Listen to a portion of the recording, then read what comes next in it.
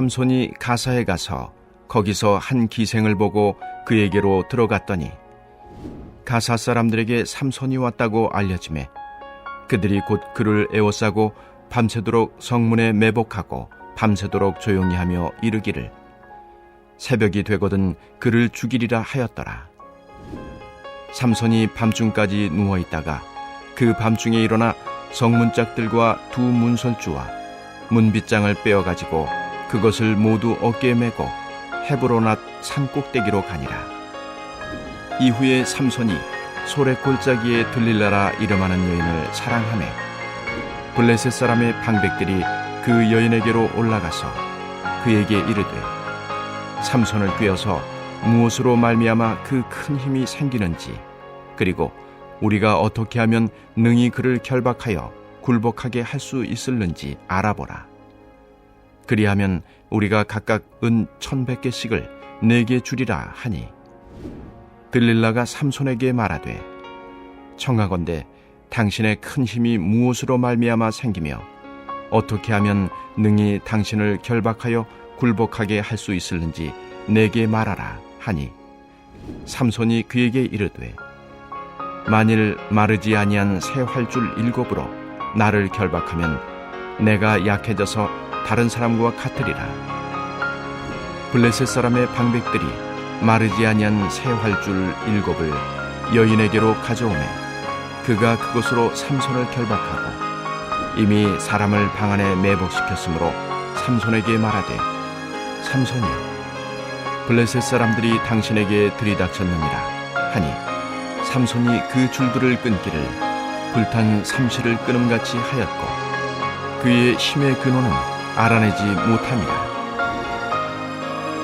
들릴라가 삼손에게 이르되 보라 당신이 나를 희롱하여 내게 거짓말을 하였도다. 청하건대 무엇으로 당신을 결박할 수 있을는지 이제는 내게 말하라 하니 삼손이 그에게 이르되 만일 쓰지 아니한 새 밧줄들로 나를 결박하면 내가 약해져서 다른 사람과 같으리라 하니라. 들릴라가 새 밧줄들을 가져다가 그것들로 그를 결박하고 그에게 이르되 삼손이여 블레셋 사람이 당신에게 들이닥쳤느니라 하니 삼손이 팔 위에 줄 끊기를 실을 끊음같이 하였고 그때에도 사람이 방 안에 매복하였더라. 들릴라가 삼손에게 이르되 당신이 이때까지 나를 희롱하여 내게 거짓말을 하였도다. 내가 무엇으로 당신을 결박할 수 있을는지 내게 말하라 하니 삼손이 그에게 이르되 그대가 만일 나의 머리털 7가닥을 배틀의 날실에 섞어 짜면 되리라 하는지라. 들릴라가 바디로 그 머리털을 단단히 짜고 그에게 이르되 삼손이여 블레셋 사람들이 당신에게 들이닥쳤느니라 하니 삼손이 잠을 깨어 배틀의 바디와 날실을 다 빼내니라. 아멘. 할렐루야. 말씀으로 오늘 하루를 살아가는 우리 모두에게 하나님의 은혜와 평강이 가득하시기를 주님의 이름으로 축원합니다. 우리는 구약의 마지막 사사 삼손의 이야기를 함께 나누고 있습니다. 그러나 안타깝게도 오늘 본문 말씀은 삼손의 비극적인 최후가 어떻게 시작되었는지를 우리에게 보여주고 있습니다. 부름받은 사명자 삼손이 처음 그에게 주어진 사명을 점점 잃어가는 모습을 바라보면서 오늘날 그리스도인으로 부름받은 우리의 모습을 돌아보게 합니다. 바라기는 오늘 말씀을 통해서 하나님을 등지고 세상을 향했던 우리의 눈과 발이 다시금 말씀과 사명을 회복하고 하나님께로 돌아가는 귀하고 복된 시간 되시기를 축복합니다. 오늘 본문은 블레셋 5성읍 중에 한 곳인 가사에서의 사건을 기록하고 있습니다. 그곳에서 삼손은 한 기생을 보고 그와 동침을 하게 됩니다. 삼손이 가사에 묵고 있다는 사실이 알려지자 블레셋 사람들은 밤에 매복했다가 새벽에 그를 죽이고자 합니다. 그러나 삼손은 밤중에 일어나서 가사의 성문짝과 2 문설주와 빗장을 빼어가지고 그것을 어깨에 메고 이스라엘 중심에 위치한 헤브론 앞산 꼭대기로 옮겨버리는 초인적인 힘을 발휘합니다. 성문이 열리고 문이 뜯겨졌다는 것은 그 성이 무너졌고 삼손이 승리했다는 것을 의미합니다. 이 가사의 사건을 통해서 우리가 다시 한 번 더 확인할 수 있는 것은 삼손은 그 누구도 막을 수 없는 엄청난 힘을 가졌다는 것과 블레셋 사람들은 이러한 삼손의 괴력 앞에서 아무 힘도 쓰지 못하고 쩔쩔매고 있었다는 것입니다. 그러나 삼손은 자신에게 주어진 힘을 가지고 자신의 욕망과 자신의 문제 해결만을 위해서 사용하고 있습니다. 삼손이 사사로서 부름받고 이스라엘 가운데 현존하고 있음에도 불구하고 블레셋의 통치에서 벗어나지 못하는 이유는 블레셋이 강해서가 아니었습니다. 하나님을 바라보지 않고 사명을 잊어버리면 전투에서는 승리해도 결국 전쟁에서는 승리할 수 없는 것입니다. 이후에 삼손은 소래 골짜기에 거주하는 한 여인을 만나게 됩니다. 그녀의 이름은 들릴라였습니다. 사실 삼손이라는 이름은 작은 태양이라는 뜻을 가지고 있습니다. 그러나 들릴라의 이름은 어두움과 밤을 의미합니다. 빛의 사명을 감당해야 할 사사 삼손이 지금 어두움에 이끌리고 있는 것입니다. 본문 4절에 보면 삼손이 이 여인을 사랑했다라고 기록하고 있습니다. 지금까지는 여인들을 바라보고 그녀들에게 다가갔다면 들릴라를 향한 삼손의 마음은 진짜 사랑이었다는 것입니다. 사랑하지 않으면 결코 마음이 열리지 않습니다. 그러나 사랑하게 되면 모든 것을 다 공유하고 줄 수 있는 것입니다. 블레셋 방백들은 이전에 딥나에서 삼손이 낸 수수께끼를 풀기 위해 그의 블레셋 아내를 통해 답변을 알아내었던 것처럼 이번에도 들릴라에게 찾아와서 큰 보상을 약속하고 두 가지 물음에 대한 답을 가져오도록 요구합니다. 하나는 삼손의 힘의 원천이 무엇인지, 그리고 다른 하나는 어떻게 하면 삼손을 결박하고 굴복하게 할 수 있는지를 알아보라는 것이었습니다. 들릴라는 자신을 사랑하는 삼손을 죽이기 위한 이 계획에 거리낌 없이 순수히 응하게 됩니다. 그녀는 자신의 이득을 위해서라면 얼마든지 삼손을 팔아버릴 수 있는 그런 사람이었습니다. 들릴라는 방백들의 요구대로 삼손에게 묻습니다. 그러나 삼손은 오늘 본문에서 3번의 거짓말로 답변합니다. 차라리 처음부터 내 힘을 못 쓰게 하는 방법은 없다라고 대답했다면 일은 더 이상 진전되지 않았을 것입니다. 그러나 삼손은 그녀를 놀리는 재미로 시작했지만 결국에는 3번째 대답을 통해서 자신의 머리카락을 언급하게 됩니다. 우스갯소리로 시작한 대답이 조금씩 진실에 가까워지고 있는 것입니다. 저는 오늘 말씀에서 9절 하반절의 말씀에 주목하게 되었습니다. 그의 힘의 근원은 알아내지 못하니라. 이 말씀은 삼손이 그들을 잘 속였다는 말이 아닙니다. 삼손을 통해서는 진정한 힘과 능력의 근원 되시는 여호와 하나님이 드러나지 않았다는 것입니다. 하나님의 부름받은 사명자는 자신에게 능력이 있어서 부르심을 받은 것이 아니라는 것을 우리는 꼭 기억해야 합니다. 우리는 오직 연약한 자를 들어서 강하게 하시는 하나님의 자비하심과 성령 하나님의 영이 우리에게 임할 때 하나님의 일을 감당할 수 있는 것입니다.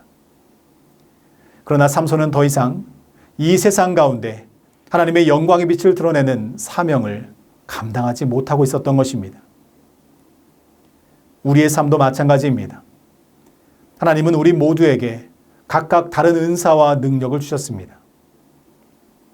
때로는 성령의 능력과 은사가 우리에게 주어지기도 하고, 때로는 이 세상을 살아가는 데 필요한 물질이나 사람과의 관계를 부드럽게 풀어가는 성품을 주시기도 합니다. 이 모든 은사와 능력은 나에게 주어졌지만 그 은사와 능력은 나만을 위한 것이 아님을 우리는 기억해야 합니다. 삼손에게 주어진 힘은 이스라엘을 구원하시는 하나님의 능력이었습니다. 하나님께서 우리에게 허락하신 모든 능력과 재능과 물질과 은사는 결코 내 것이 아닙니다. 하나님께서 주셨으니 다시 하나님의 영광을 위해 돌려드려야 하고, 그렇게 쓰임받을 때 진정한 가치가 있는 것입니다. 지혜 있는 자는 하나님의 지혜를 세상 가운데 선포해야 합니다. 물질의 은혜로 부음받은 자는 영혼구원을 위해 모든 것을 내어주신 예수님처럼 주신 물질을 가지고 영혼구원을 위해 나눔과 사랑을 실천하는 것입니다. 그러한 삶을 살아갈 때 세상은 우리를 통해서 여호와 하나님을 바라보게 되는 것입니다. 예수님은 제자들과 무리에게 이렇게 말씀하셨습니다. 마태복음 5장 13절에서 15절까지의 말씀입니다. 너희는 세상의 소금이니 소금이 만일 그 맛을 잃으면 무엇으로 짜게 하리요? 후에는 아무 쓸데없어 다만 밖에 버려져 사람에게 밟힐 뿐이니라. 너희는 세상의 빛이라. 산 위에 있는 동네가 숨겨지지 못할 것이요. 사람이 등불을 켜서 말 아래에 두지 아니하고 등경 위에 두나니 이러므로 집안 모든 사람에게 비치느니라. 아멘. 소금이 맛을 잃으면 밖에 버려지는 것입니다. 빛이 무언가를 비추지 못하면 그 빛은 자신의 사명을 감당하지 못한 것입니다. 소금과 빛의 역할은 맛을 내고 비추는 것입니다. 그래서 소금과 빛의 역할을 감당하는 그리스도인들에게는 공통의 목적이 있습니다. 마태복음 5장 16절입니다. 이같이 너의 빛이 사람 앞에 비치게 하여 그들로 너희 착한 행실을 보고 하늘에 계신 너희 아버지께 영광을 돌리게 하라. 아멘. 우리의 모습과 삶을 통해서 내가 드러나는 것이 아닙니다. 세상 사람들로 하여금 나를 통해 여호와 하나님께 영광 돌릴 수 있도록 하는 것이 부름받은 사명자의 역할입니다. 그러나 삼손을 통해서는 그 힘의 근원이 드러나지 않았습니다. 오직 그의 힘과 능력이 드러났고 온전치 않은 그의 감정과 불같은 성격만이 사람들에게 기억되고 있습니다. 여러분, 우리가 세상에서 빛을 잃어가고 맛을 내지 못한다면 우리의 삶도 삼손의 모습과 똑같은 것입니다. 하나님께서 허락하신 모든 것이 때로는 나의 자랑이 될 때가 있습니다. 사람은 누구나 칭찬받고 싶고 높아지고 싶고 남들보다 더 많은 것을 누리고 싶은 것이 인간의 본성입니다. 그러나 부름받은 하나님의 백성이라면, 예수님을 나의 구원의 주님으로 고백하고 살아가는 그리스도인들이라면 자기를 부인하는 삶을 살아야 한다는 것입니다. 작은 것에도 감사할 수 있는 자가 자기를 부인하는 자입니다. 모든 일의 영광을 하나님께 돌리는 자가 십자가 사건을 구원의 은혜로 고백할 수 있는 진정한 그리스도인이 되는 것입니다. 내가 드러나고 높아지면 예수님은 감추어집니다. 그러나 내가 낮아지고 내가 죽으면 오직 내 안에 살아 역사하시는 예수 그리스도가 드러나게 될 줄로 믿습니다. 여러분, 우리의 삶에서 하나님을 간절하게 찾지 않아도 되는 때는 단 한순간도 없습니다. 저를 비롯해서 우리 모두는 잠시 모든 것을 멈추고 이 말씀 앞에 우리의 모습을 돌아보아야 합니다. 나도 삼손처럼 하나님은 보이지 않고 오직 내 모습만 드러내고 있지는 않는가? 나의 언행 심사는 진정으로 하나님의 영광을 드러내기 위한 삶에 초점을 맞추어 살아가고 있는가? 만약 우리의 삶을 통해서 나의 모습과 나의 능력만이 비추어지는 삶을 살아가고 있다면 우리도 삼손처럼 주신 은혜와 은사를 남용하고 있는 빛을 잃은 사명자인 것입니다. 바라기는 우리가 쥐고 있는 자기 영광은 철저하게 내려놓으시기를 바랍니다. 오직 내 모든 삶의 주인 되시고 나의 힘과 능력의 근원 되시는 여호와 하나님께만 영광 돌리는 저와 여러분 모두가 되시기를 축복합니다. 오늘 들릴라가 삼손에게 했던 3번의 질문은 빛을 잃어가는 교회와 우리 모두에게 던져주시는 하나님의 메시지와도 같습니다. 너의 힘의 원천은 어디에서 오는가? 너는 지금 그 힘으로 무엇을 하고 있는가? 너의 사명은 무엇인가? 하나님은 지금 우리에게 묻고 계십니다. 들릴라의 질문 앞에서 삼손은 여호와 하나님을 먼저 생각해야 했습니다. 그러나 그는 그 상황을 즐기고 있습니다. 그나마 지키고 있었던 마지막 남은 나실인의 규정을 위협받고 있었다는 것입니다. 성경에 등장하는 나실인은 하나님 앞에서 자신의 삶을 서원함으로 자신의 모든 것을 드린 사람입니다. 그들은 다음의 3가지를 금해하였습니다. 시체를 만져서 부정하게 되어서는 안 되었고 포도주와 독주를 마셔도 안 됩니다. 그리고 자신의 머리카락을 잘라서도 안 되었습니다. 그러나 삼손은 사자의 시체뿐만 아니라 수많은 사람의 주검을 만졌고 포도주와 독주에 빠져 사는 마치 하나님을 모르는 이방인들처럼 하루하루를 살아갑니다.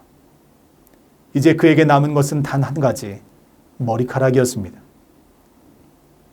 지금 들릴라는 삼손에게 하나 남은 나실인으로서의 마지막 정체성을 훼손하기 위해서 집요하게 묻고 있는 것입니다. 그리고 마침내 삼손은 들릴라의 3번의 질문 만에 무심코 머리카락 이야기를 꺼내게 되었습니다. 여러분, 우리 인생에서 가장 큰 영향을 끼치는 것이 무엇인지 아십니까? 그것은 바로 나에게 가장 가까이 있는 사람과 물질입니다. 내가 가장 가까이 하고 즐거워하는 것이 내 인생을 주관하게 됩니다. 우리가 하나님의 말씀과 예배를 가까이 한다면 우리의 삶은 하나님께 속한 삶이 될 것입니다.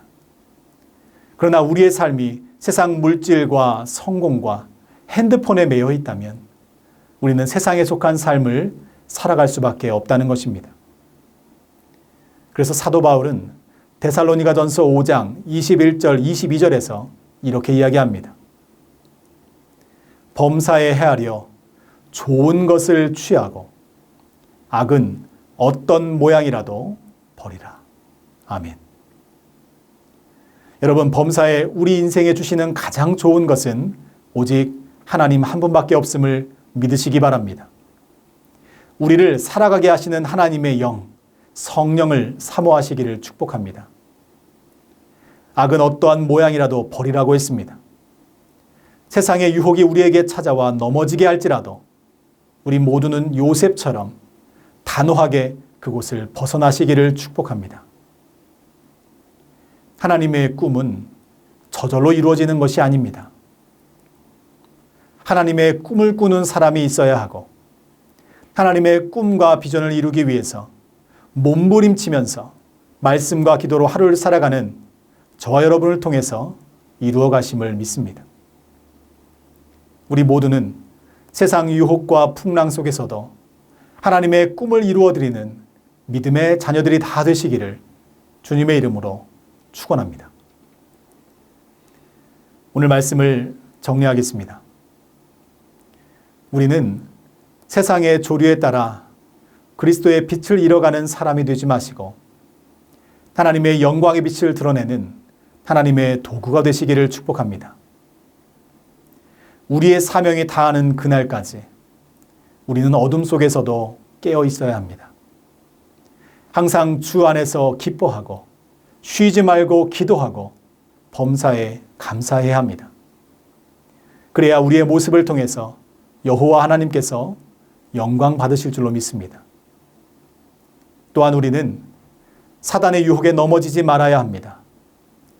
이를 위해서 우리는 세상에서 낮아질지라도 더욱 하나님의 말씀을 붙잡고 하나님께로 더욱 가까이 나아가야 하는 것입니다. 말씀으로 무장한 사람이 영적 싸움에서 승리할 수 있습니다. 매일 하나님을 의지하여 기도하는 사람이 하나님의 역사를 이룰 수 있는 것입니다. 사랑하는 성도 여러분, 오직 하나님께만 영광 돌리는 믿음의 삶이 되시기를 축복합니다. 그 어떤 사단의 유혹과 풍랑이 찾아와도 담대히 하나님의 말씀으로 이겨내는 승리의 삶이 되시기를 축복합니다. 그래서 소망이 사라지고 빛을 잃어가고 있는 한국교회에 빛과 소금의 역할을 감당하는 전주 안디옥 교회 모든 성도님들 되시기를 주님의 이름으로 간절히 축원합니다. 우리 이 시간 함께 기도하길 원합니다. 세상 가운데 빛과 소금의 역할을 감당하는 전주 안디옥 교회가 되게 하여 주시고 세상 유혹에 흔들리지 않고 담대히 승리할 수 있는 충만한 믿음을 허락하여 주시옵소서. 다음 세대를 위한 성전 건축이 하나님의 은혜 안에서 이루어지게 하여 주시고 이를 통해 4대 선교를 이어가는 우리 모두가 되게 하여 주시옵소서.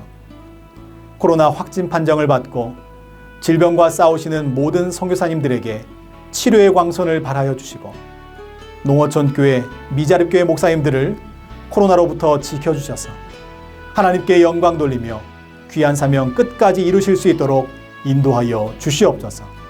우리 시간 믿음을 가지고 함께 기도하겠습니다.